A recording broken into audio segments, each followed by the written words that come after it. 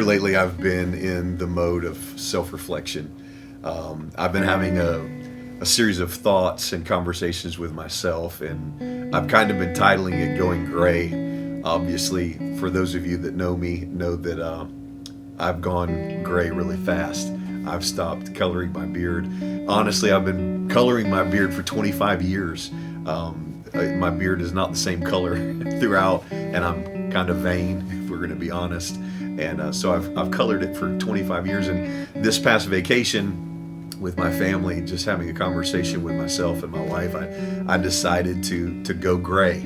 And that has just created a series of thoughts within myself of reflection, of contemplation, as well as projection forward thinking, forward living, if you would. But from a wisdom perspective. Obviously, the Bible talks to us about the grayness of someone's hair, the silver in someone's beard or in their hairline being significant, or being a sign, if you would, of wisdom, of maturity. And I'm not even going to pretend that I am extremely mature or have it all together.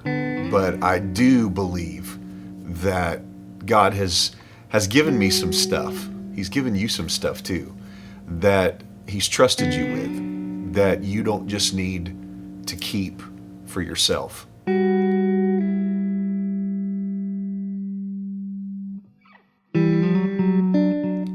So as the question is posed, what would I say to my younger self if I had an opportunity to speak to the Dave 20 years ago, 25 years ago, if you would? What would I say to him? Honestly, you don't have enough video recording time on this camera to be able to log everything that I would say to myself if I had the opportunity to do so. But if I were to just carve out one thing that I would say to myself, you would have to understand who I am, and especially who I was. I was never the guy that was living in the moment. I was always living years in the future. Many times frustrated with where I was at the time. Many times aggravated, very emotional, wanting to be farther along, wanting to be further. When I was a kid, I wanted to be married when I was 12. That was my goal. I wanted to be pastoring by the age of such and such. I wanted to have my master's degree by the age of such and such. I wanted to have my doctorate by the age of such and such, which honestly led to a perpetuation of frustration in my life. I was never happy where I was. So honestly, I'm going to posture myself as to what I would say to myself.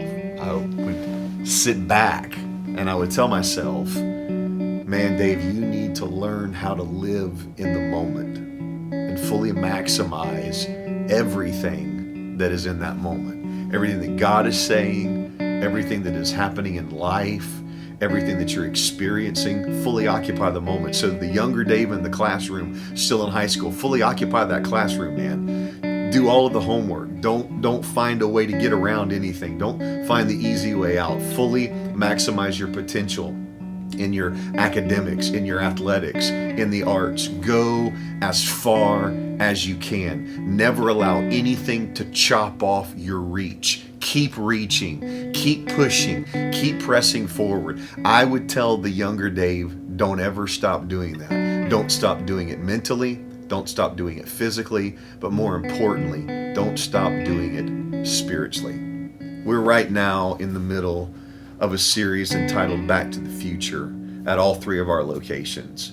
And I really believe that although I don't have the privilege and the opportunity to go back and talk to myself earlier in life when I'm a younger man, I do have an opportunity to speak to this generation, because there are Dave Ragans in this generation. There are whoever you are, whatever your name is. There are people just like you in this generation, and you have an opportunity to speak to your younger self right now in this generation.